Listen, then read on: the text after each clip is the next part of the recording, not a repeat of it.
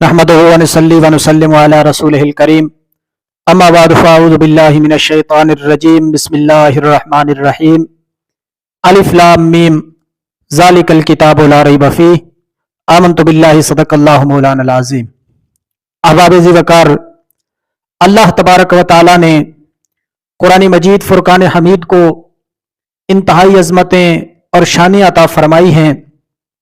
اللہ تبارک و تعالی نے تمام انبیاء کرام علیہم السلام کو مختلف قسم کے معجزے عطا فرمائے، لیکن یہ بات بھی قابل غور ہے کہ اللہ تبارک و تعالی نے جس نبی کو بھی جس قوم کا نبی بنا کر بھیجا اس کو معجزہ اس طرح عطا فرمایا کہ جو اس قوم کے اندر جس کام کے زیادہ چرچے تھے، جس چیز کا زیادہ شہرت تھی، اس چیز کا معجزہ اللہ تبارک و تعالی نے اس نبی کو عطا فرما کر اس قوم کی طرف بھیجا۔ قوم سمود چونکہ پتھروں کا بہت زیادہ صنعت کا کام کرتے تھے، پتھروں کی صنعت کا کام عروج پر تھا۔ قوم سمود پتھروں کو توڑ کر، پہاڑوں کو توڑ کر ان سے خوبصورت محلات تیار کرتے تھے، خوبصورت مورتیاں تیار کرتے تھے، مجسمے تیار کرتے تھے، اور اس طرح کی اور کئی چیزیں تیار کر کے اپنے فن کا اظہار کرتے تھے، اور انہیں اس چیز پر بڑا تکبر تھا، بڑا فخر تھا کہ ہم جیسا کام پتھر سے کر سکتے ہیں ایسا کوئی نہیں کر سکتا۔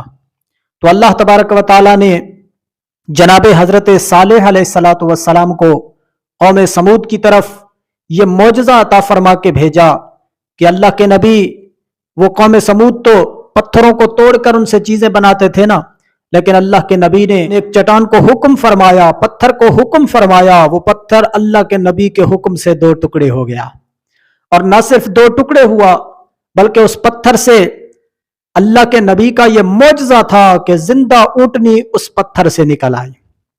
جب قوم سمود نے یہ منظر دیکھا تو بڑے متعجب ہوئے، بڑے حیران ہوئے کہ یہ کیا ہو گیا، یقیناً یہ کوئی اور چیز نہیں بلکہ اللہ کے نبی برحق کا معجزہ ہی ہو سکتا ہے۔ تو اس معجزے کو دیکھ کر قوم سمود حضرت صالح علیہ السلام پر ایمان لائے۔ اسی طرح جناب حضرت یوسف علیہ السلام کے زمانہ اقدس میں حسن کا چراغ گھر گھر میں روشن تھا، تو اللہ نے اپنے نبی جناب حضرت یوسف علیہ السلام کو حسن کا بادشاہ بنا کر بھیجا۔ اسی طرح حضرت موسیٰ علیہ السلام، آپ کے زمانے میں جادوگری کا فن عروج پر تھا، ہر گھر میں تقریباً جادوگر پائے جاتے تھے، تو اللہ کے نبی جناب حضرت موسیٰ علیہ السلام کو بے نیاز رب نے عصا اور ید بیضاء کا معجزہ عطا فرما کے بھیجا۔ اللہ کے نبی جب یہ معجزات لے کر آئے، قرآن مجید کے دامن میں یہ موجود ہے کہ اللہ کے نبی جناب حضرت سیدنا موسیٰ علیہ السلام عصا ید بیضاء کا معجزہ لے کر فرعون کے دربار میں پہنچے، وہاں جا کر اس کی جھوٹی خدائی کو چیلنج کیا اور اللہ تبارک و تعالیٰ کے معبود حق ہونے کا اعلان کیا، اور رب کائنات کی عبادت کی طرف فرعون کو دعوت دی۔ تو فرعون متکبر تھا، مغرور تھا، اور خدائی کا جھوٹا دعویٰ کرنے والا تھا۔ فرعون کو وہ معجزہ دکھایا تو فرعون نے آپ کو معاذ اللہ جادوگر قرار دے دیا، اور اس بدبخت نے اپنی سلطنت کے بڑے بڑے جو جادوگر تھے ان کو بلوایا، اور بلوا کر انہیں انعام کا لالچ دیا۔ وہ اللہ کے نبی کے مقابلے میں اپنا جادو کا سارا سامان لے کر پہنچے۔ ادھر اللہ کے نبی حضرت موسیٰ علیہ السلام بھی اپنا عصا لے کر اس مارکہ حق و باطل کے لیے میدان میں تشریف لائے۔ فرعون کے دربار میں جب آئے تو وہ جادوگر بھی آ گئے، ان جادوگروں نے اپنی جادو کی وہ رسیاں، وہ لاٹھیاں میدان میں پھینکی، تو دیکھتے ہی دیکھتے وہ رسیاں سانپ بن گئی، اور تھوڑے ہی وقت میں پورے کا پورا میدان ان سانپوں سے بھر گیا۔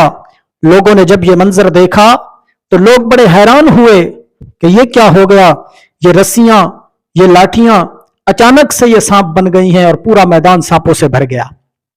اللہ کے نبی حضرت موسیٰ علیہ السلام آپ کو بے نیاز رب العالمین نے تسلی دی۔ अपने नबी को रब ने फरमाया, ऐ प्यारे कलीम, ला तखफ इन्नका अंतल आला, आप डरिए मत, बेशक आप ही गालिब रहेंगे। अल्लाह अकबर। रब्बुल आलमीन की तरफ से यह तसल्ली आई और बेनियाज रब ने फिर खुद फरमाया, व अलके माफी यमीन का तलकफ मा सनऊ, फरमाया ऐ मेरे कलीम, ऐ मेरे नबी, जो तेरे दाएं हाथ में है उसे जमीन पर फेंकिए, वो इनके बनावटों को निगल जाएगा। रब की तरफ से यह हुक्म हुआ और मजीद फरमाया, इन्नमा सनाऊ कैद साहिर, फरमाया बेशक इनकी जो बनावटें हैं वो जादू का फरेब है। वला युफ्लिहु साहिरु हैसु अता, फरमाया कि ये कहीं से भी आए हो जादूगर, ये अपने मिशन में कामयाब कभी नहीं हो सकते, ये कभी कामयाब नहीं होंगे। तो अल्लाह तबारक व तआला की तरफ से जब ये तसल्ली आई तो हजरत मूसा कलीमुल्लाह अलैहिस्सलातु वस्सलाम ने अपने हाथ मुबारक में मौजूद वो असा जब जमीन पर फेंका तो वो असा देखते ही देखते बड़ा अजदहा बन गया। उसने अपना मुंह खोला और जितने भी सांप मैदान में मौजूद थे सबको निगल गया। जब लोगों ने यह मंजर देखा तो वो तो हैरान हो गए, और इसी तरह वो जादूगर जो अपने जादू का फन दिखाने के लिए आए थे, जो इनामात के लालच में आए थे, वो भी हैरान हो गए। और कुरान ने बताया, फउल्क़िय अस्सहरतु सुज्जदन, वही जादूगर जो अपने जादू का फन दिखाने आए थे वो सजदे में गिर गए। ना सिर्फ सजदे में गिरे बल्कि क्या कहने लगे, कालू आमन्ना बिरब्बि हारून व मूसा, कहने लगे कि हम हारून और मूसा के रब पर ईमान लाए हैं। तो इस तरह फिरौन की झूठी जो खुदाई थी उसका कला कमा हो गया, फिरौन को बुरी तरह शिकस्त हुई और अल्लाह तबारक व तआला ने अपने नबी को कामयाबी अता फरमाई। इसी तरह हजरत ईसा अलैहिस्सलातु वस्सलाम का जब जमाना था उस वक्त तिब का फन जो था वो उरूज पर था। घर घर में हुक्मा तिब्बा पाए जाते थे, बड़ी बड़ी बीमारियों का इलाज दरियाफ्त कर लिया गया था। तो अल्लाह तबारक व तआला ने अपने नबी हजरत सैयदना ईसा अलैहिस्सलातु वस्सलाम को ये मोजज़ात अता फरमा कर भेजा कि हम वक्त के नबी जनाब ईसा अलैहिस्सलाम कह रहे हैं अपनी कौम को, अन्नी कद जितुकुम बिआयतिन मिर रब्बिकुम अन्नी अखलुकु लकुम मिनत तीन कहयतित तैर फअनफुखु फीहि फयकूनु तैरम बिइज़निल्लाह व उब्रिउल अकमहा वल अबरसा व उह्यिल मौता बिइज़निल्लाह। अल्लाह के नबी ये मोजज़ात लेकर आए और अपनी कौम को फरमाया, ऐ कौम बनी इसराइल, मैं तुम्हारे रब की तरफ से तुम्हारी तरफ निशानी लेकर आया हूं, मुअज्जा लेकर आया हूं। मुअज्जा क्या है? अन्नी यखलुकु लकुम मिनत तीन कहयतित तैर, फरमाया मैं तुम्हारे लिए मट्टी से परिंदे की सूरत बनाता हूं, फअनफुखु फीहि, और उसमें फूंक मारता हूं, फयकूनु तैरम बिइज़निल्लाह, तो वो अल्लाह के हुक्म से परिंदा बन जाता है। व उब्रिउल अकमहा वल अबरसा व उह्यिल मौता बिइज़निल्लाह, फरमाया मैं मादरजात अंधे को आंखें देता हूं, इसी तरह कोड़ के मर्ज वाले को शिफा देता हूं, मैं मुर्दों को जिंदा करता हूं अल्लाह के हुक्म से। अल्लाह अकबर। रब्बे कायनात ने अपने नबी को ये मोजज़ात अता फरमा कर भेजा। तो जब लोगों ने ये सारा मंजर देखा तो हैरान हो गए और अल्लाह के नबी हजरत ईसा अलैहिस्सलातु वस्सलाम की जात पाक पर ईमान लाए।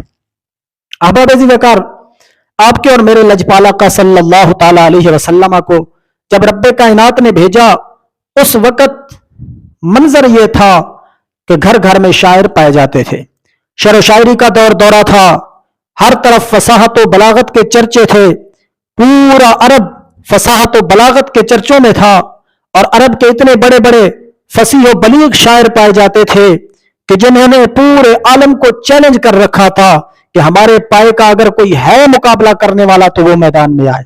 हत्ता कि वो जो फसाहत व बलागत के मालिक थे, जो शुअरा थे, उन्होंने कसायद लिखकर काबा मुअज्जमा की दीवारों के साथ लटकाए हुए थे और पूरी दुनिया को यह चैलेंज कर रखा था कि अगर किसी में दम है तो हमारे मुकाबले के इस पाए के वो शेर लिखकर हमें दिखाए, हमारा मुकाबला तो मुमकिन ही नहीं है। इतना तकब्बुर और फख्र था उन्हें अपने अशार पर और अपनी फसाहत व बलागत पर। तो रब्बे कायनात ने अपने प्यारे हबीब ताजदार मदीना हजरत मोहम्मद मुस्तफ़ा सल्लल्लाहु ताला अलैहि वसल्लम की जाते पाक को कुरान मजीद जैसा अजीम फसीह व बलीग मौजज़ा अता फरमा दिया।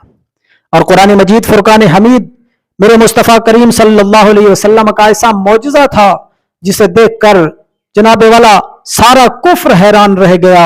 शुरू में तो अल्लाह के नबी सल्लल्लाहु ताला अलैहि वसल्लम ने जब ये मौजज़ा पेश किया, कुरान मजीद फुरकान हमीद की आयत सुनाई, तो वो कहने लगे ये कौन सी बड़ी बात है, लौ नशाओ लकुलना मिस्ला हाजा, कहने लगे अगर हम चाहें तो हम भी इस जैसा कलाम बनाकर बोल सकते हैं। तो उन्हें चूंकि अपनी शायरी पे नाज था, अपनी फसाहत और बलागत पे नाज था, उन्होंने समझा शायद हम भी ये बना लेंगे। शुरू में तो उन्होंने कहा, लेकिन फिर कुरान मजीद फुरकान हमीद ने उन्हें पहला चैलेंज किया। बेनियाज रब की तरफ से ऐलान हुआ, फरमाया तुम कहते हो कि तुम कुरान की मिसल बना कर लाओगे, फल या तो बेहदीस मिसल ही इन कानू सादकीन, फरमाया अगर ये सच्चे हैं तो कुरान की मिसल कोई एक बात तो लाएं, एक बात तो कुरान की मिसल कोई लाएं। उन्होंने सर जोड़ लिए, बड़े बड़े फसीह बलीग, बड़े बड़े शुआरा ने सर जोड़ लिए, पूरी कोशिश की, लेकिन पूरी कोशिश करने के बावजूद भी कुरान की मिसल ला ना सके। जब कुरान की मिसल न ला सके तो बेनियाज रब्बुल आलमीन ने फिर दूसरा चैलेंज फरमाया, कुल फातू बिअश्र सुवर मिस्लिही मुफ्तरयात, फरमाया अगर तुम कुरान की मिसल पूरा कुरान नहीं ला सकते हो तो फिर ऐसा करो कि कोई 10 सूरतें ही बना के कुरान की मिसल पेश कर दो, कोई 10 सूरतें बना के लाओ। उन्होंने फिर कोशिश की, सारी जिद्दोजहद करने के बावजूद भी कुरान की मिसल लाना मुमकिन होता तो वो लाते ना, वो 10 सूरतें भी बनाकर न ला सके। फिर रब्बे कायनात ने तीसरा चैलेंज फरमाया, सुभान अल्लाह, अल्लाह करीम ने तीसरा चैलेंज फरमाया, फरमाया फातू बेसूरतिम मिन मिस्लिही वदउ शुहदाकुम मिन दुनिल्लाहि इन कुंतुम सादिकीन, फरमाया चलो 10 सूरतें नहीं बना सकते हो, फातू बेसूरतिम मिन मिस्लिही, फरमाया कुरान की मिसल सिर्फ एक सूरत बनाकर दिखा दो, कोई एक सूरत कुरान की मिसल लाओ। और सिर्फ अकेले ही नहीं बल्कि ऐलान कर दिया, वदउ शुहदाकुम मिन दुनिल्लाह, फरमाया जिन्हें तुम अल्लाह के सिवा पुकारते हो, जिनकी तुम इबादत करते हो यानी बुतों की, फरमाया उन्हें भी साथ मिला लो, अपने हिमायतियों को भी साथ मिला लो अगर तुम सच्चे हो, सारे मिलकर कुरान की मिसल कोई एक सूरत बनाकर लाओ। सबने कोशिश की लेकिन कुरान की मिसल एक सूरत भी न ला सके। जब ये सारा कुछ वो हार गए, कुरान की मिसल वो सूरत भी न ला सके, तो बेनियाज रब ने फिर चौथा चैलेंज फरमाया, ऐलान फरमाया, कुल ला इन इज्तमाअतिल इंसु वल जिन्नु अला अन यातू बिमिस्लि हाज़ल कुरआन, फरमाया महबूब इन्हें कह दीजिए ये क्या कुरान की मिसल लेके आएंगे, ये क्या कुरान की मिसल बना सकेंगे।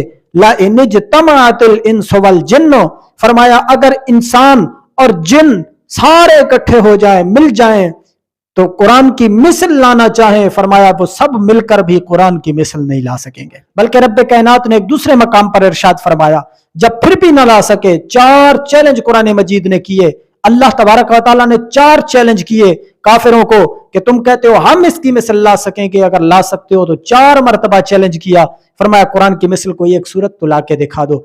जब कुछ ना हुआ तो बेनियाज रब ने फरमाया फ़इल्लम तफ़अलू वलम तफ़अलू, फरमाया अगर तुम ऐसा ना कर सको, यानी अगर तुम कुरान की मिसल ना ला सको, तो फरमाया वलन तफ़अलू, और हरगिज कभी भी तुम नहीं ला सकोगे।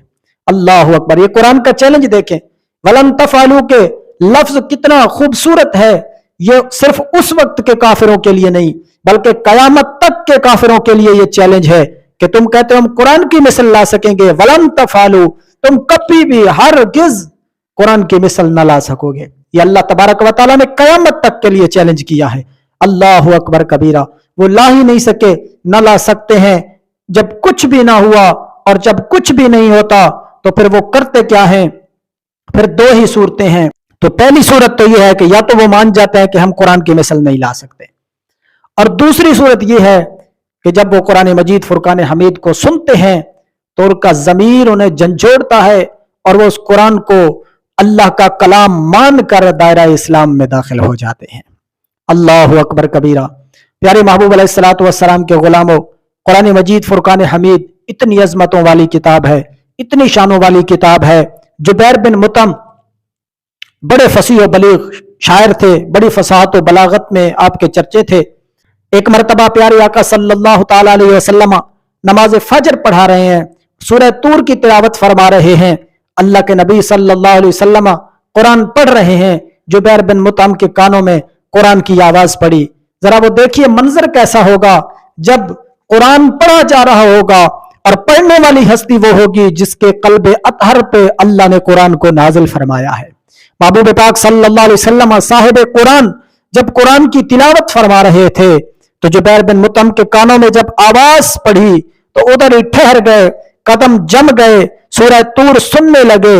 اللہ کے محبوب صلی اللہ علیہ وسلم نے جب اس آیت کریمہ کی تلاوت فرمائی، ان عذاب ربک لواقع ما لہ من دافع، اللہ کے نبی نے جب یہ تلاوت فرمائی تو خود جبیر بن مطعم کہتے ہیں مجھے ایسے لگ رہا تھا، مجھے ایسے محسوس ہو رہا تھا جیسے اللہ کا عذاب میری طرف لپک رہا ہے۔ کہتے ہیں میرے بدن کی بوٹی بوٹی کانپنے لگی، میرے جسم کا ہر بال کانپنے لگا۔ اور جبیر بن مطعم نے جب قرآن کی وہ خوبصورت آواز سنی، قرآن کی وہ خوبصورت تلاوت سنی، محبوب پاک کی زبانی سنی، تو جبیر بن مطعم نے قرآن کو اللہ کا کلام مان کر دائرہ اسلام میں داخل ہو گئے۔ اسی طرح حضرت عمر فاروق رضی اللہ تعالی عنہ دائرہ اسلام میں داخل ہونے سے پہلے آپ کی اسلام دشمنی بڑی مشہور تھی، حتیٰ کہ ننگی تلوار لے کر خود نبی کریم صلی اللہ تعالی علیہ وسلم کو معاذ اللہ قتل کرنے کے ارادے سے گھر سے نکلے۔ چلتے چلتے راستے میں ایک شخص ملا، پوچھا عمر آج تو بڑے غصے میں جا رہے ہیں، کہاں جانے کا ارادہ ہے؟ کہا مسلمانوں کے نبیوں کو معاذ اللہ قتل کرنے جا رہا ہوں، جو کہ نیا دین لے کے آیا ہے، جو کہ بتوں کو برا بھلا کہتا ہے۔ جناب عمر نے جب یہ کہا تو اس شخص نے کہا عمر اس نبی کے پاس تو بعد میں جانا، پہلے ذرا اپنے گھر کی خبر تو لے، تیری بہن اور تیرا بہنوئی بھی کلمہ پڑھ کے اس نبی کے غلام بن گئے ہیں۔ عمر نے جب سنا تو غصے سے لال پیلے ہو گئے، یہ کیا ہو گیا؟ جس نبی کو میں قتل کرنے معاذ اللہ جا رہا ہوں، اس نبی کا کلمہ پڑھ کر میرے گھر والے مسلمان ہو گئے ہیں۔ تو عمر نے اپنا ارادہ بدلا، حضور کی جانب جانے کی بجائے بہن کے گھر کی طرف چل پڑے۔ جیسے ہی گھر کے قریب پہنچے تو گھر سے اللہ کے قرآن کے پڑھنے کی آوازیں آ رہی تھی۔ آپ کی بہن اللہ کے قرآن کی تلاوت کر رہی تھی۔ اللہ اکبر کبیرہ۔ جب عمر پہنچے بہن نے جلدی سے قرآن کے نسخے چھپا لیے۔ عمر نے کہا بہن میں یہ کون سی آواز سن رہا ہوں، میں کیا آواز سن رہا ہوں؟ کیا تم کلمہ پڑھ کے حضور کے غلام بن گئے ہو؟ یہ کہہ کر عمر نے بہن کو مارنا شروع کر دیا۔ جب بہنوئی بچانے کے لیے آیا اسے مارنا شروع کر دیا، بہنوئی کو مارا، بہن کو مارنا شروع کر دیا۔ لیکن حضرت عمر کی بہن فاطمہ بنت خطاب کہنے لگی کہ اے عمر میری رگوں میں بھی خطاب کا خون دوڑ رہا ہے، تو مار مار کر میری جان تو لے سکتا ہے پر میرا ایمان نہیں لے سکتا۔ اللہ اکبر۔ جب عمر نے یہ منظر دیکھا، بہن کی یہ بات سنی کہ اتنے تشدد کے باوجود، اتنی مار پیٹ کے باوجود بھی اس کے دل سے اسلام کی محبت نہیں گئی، کہا بہن یہ لطف تمہیں کہاں سے ملا، یہ لذت تمہیں کہاں سے ملی، ذرا مجھے بھی بتائیے۔ کہا عمر ایسے نہیں، پہلے جائیے غسل کر کے آئیے، پھر واپس آئے تو میں تمہیں بتاتی ہوں۔ عمر گئے، غسل کر کے واپس آئے تو بہن نے عمر کے سامنے قرآن کی تلاوت کی۔ وہ مقدس الفاظ کون سے تھے؟ اننی انا اللہ، سورہ طٰہٰ، اننی انا اللہ لا الہ الا انا فاعبدنی واقم الصلاۃ لذکری۔ جب یہ الفاظ آپ کی بہن نے تلاوت کیے تو ادھر جناب عمر کی زبان پہ محمد عربی صلی اللہ علیہ وسلم کا کلمہ جاری ہو گیا۔ آپ کے دل کی دنیا میں ایسا انقلاب برپا ہوا کہ آپ کی زبان پہ حضور کا کلمہ جاری ہو گیا، قرآن سن کے آپ کی زبان پہ کلمہ جاری ہو گیا۔ میرے مصطفیٰ کریم صلی اللہ تعالیٰ علیہ وسلم نے جو مدرسہ بنایا ہوا تھا، آج کل بھی کالجز یونیورسٹیز میں نصاب پڑھائے جاتے ہیں، بڑے خوبصورت اور VIP قسم کے کالجز اور یونیورسٹیز ہوتی ہیں، لیکن اللہ کے محبوب صلی اللہ تعالیٰ علیہ وسلم کا جو مدرسہ تھا، نہ اس کا کوئی فرنیچر تھا، نہ ہی اس کی کوئی خوبصورت عمارت تھی، بلکہ آسمان کی چھت تھی، زمین کا فرش تھا، اور اللہ کے نبی صلی اللہ علیہ وسلم خود مدرس تھے۔ جو کلام پڑھایا جا رہا تھا وہ قرآن مجید فرقان حمید تھا، اور پڑھنے والے شاگرد کون سے تھے؟ حضرت ابو بکر و عمر، حضرت عثمان و علی رضوان اللہ تعالی علیہم اجمعین، یہ وہ عظیم ہستیاں تھیں۔